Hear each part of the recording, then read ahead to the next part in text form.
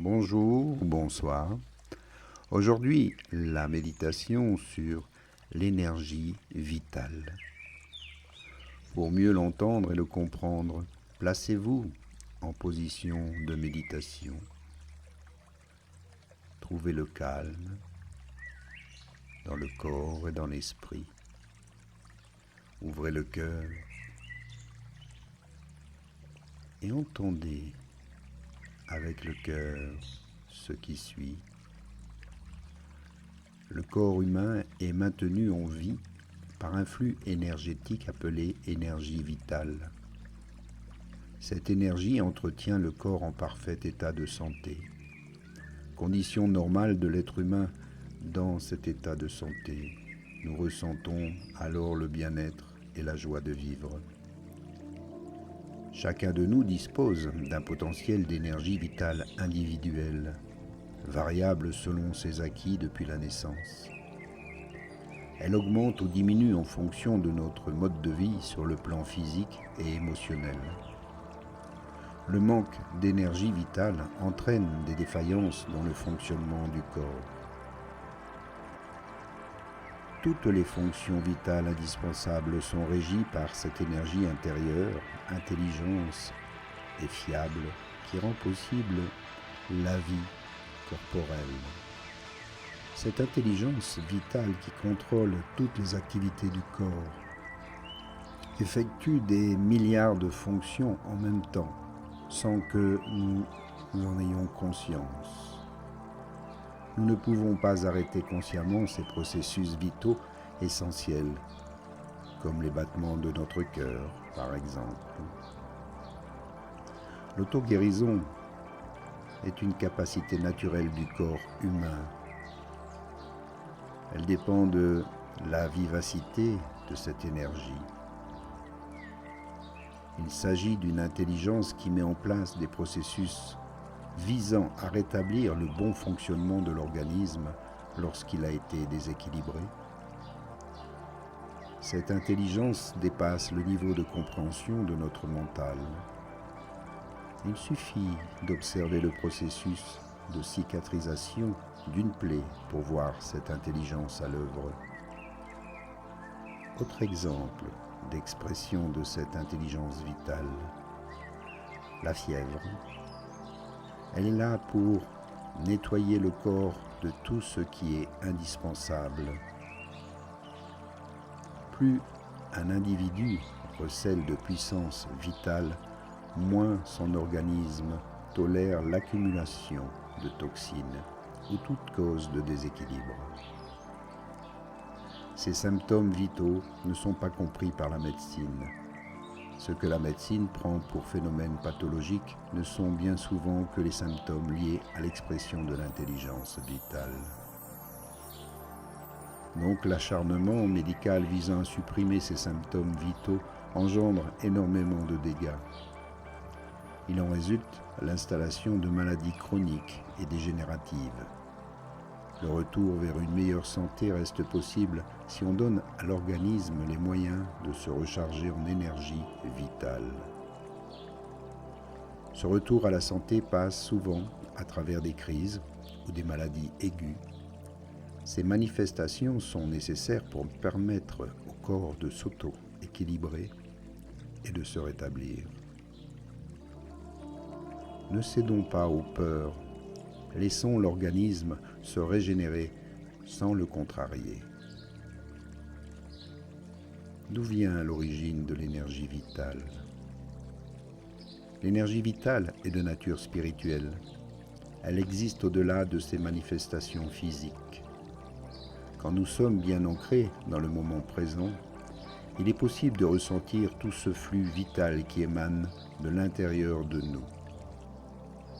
Les magnétiseurs, les guérisseurs, les acupuncteurs nous aident avant tout à drainer les flux de notre propre énergie. Mais il s'agit toujours de béquilles qui, comme tous les remèdes, peuvent se révéler transitoires et parfois bien utiles quand même. Augmenter son capital vital, il va de soi que seule une vie saine permet de garder ou augmenter son potentiel d'énergie vitale. Par exemple, le sommeil, la relaxation, la méditation rechargent nos batteries. La respiration, de préférence au grand air et au soleil, nous emplit d'énergie. La respiration est une fonction sur laquelle nous pouvons avoir une action directe à tout moment.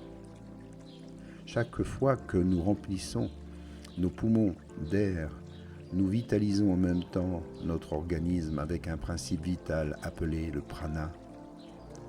Le prana, c'est la vie. Nous respirons la vie. Le soleil, lui, nourrit. On nous a appris à avoir peur du soleil alors qu'il est vital pour notre santé. Tout en évitant l'exposition excessive aux heures chaudes, respirons, bougeons avec notre corps. Marchons pieds nus sur l'herbe, le sable, la terre et remercions le soleil. Une alimentation vitale, donc majoritairement crue ou cuit à basse température, est primordiale pour maintenir notre énergie à bon niveau.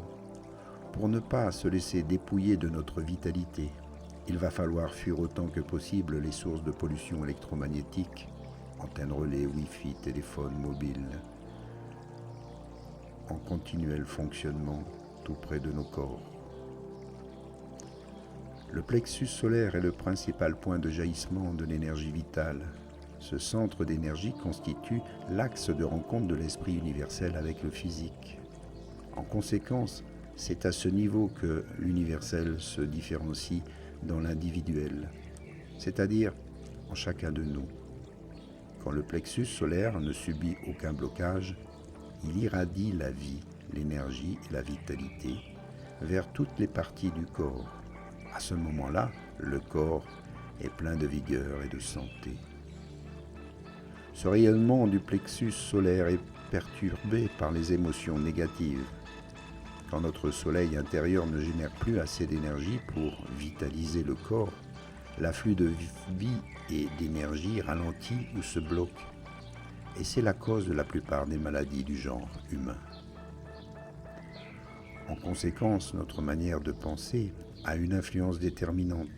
Il apparaît donc clairement que le fait de laisser briller notre lumière intérieure fera disparaître les zones d'ombre qui perturbent le flux du plexus solaire. Faire briller notre lumière passe nécessairement par l'énergie du cœur. Ainsi, la meilleure vitamine est la vitamine d'amour. En conséquence, à chaque moment de nos journées, soyons conscients combien nos états d'être, nos émotions sont déterminants quant à l'augmentation ou la diminution de notre énergie vitale.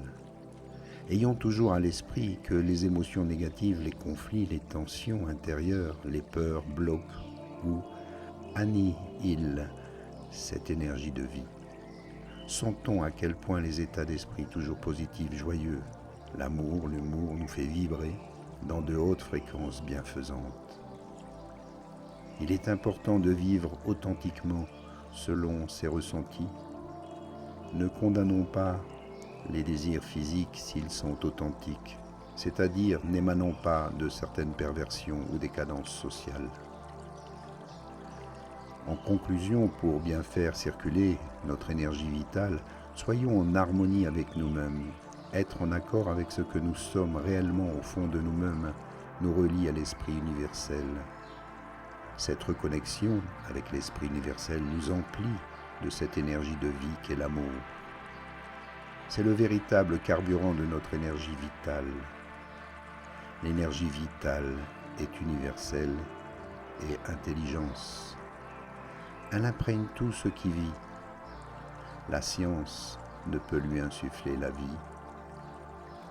Seule notre volonté, notre désir de le faire, d'activer en nous tous ces processus pour se sentir bien.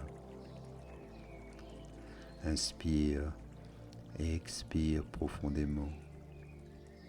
Maintenant, bouge les doigts, bouge les orteils, bouge la tête à petits bâillements, un étirement pour revenir ici et maintenant.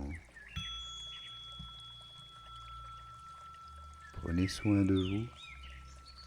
Je vous remercie pour votre écoute, pour vos partages, vos remerciements, votre soutien et vos dons. À bientôt pour une prochaine méditation.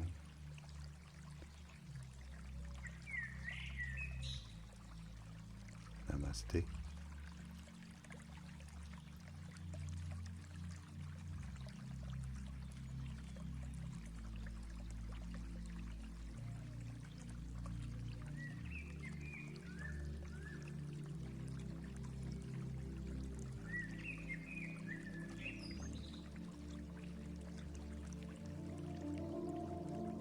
Pour plus d'informations, vous pouvez toujours vous rendre sur mon site philothérapie.com.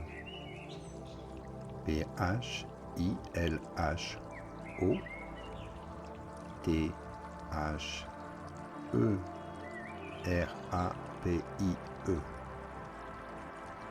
Pas d'accent sur le et.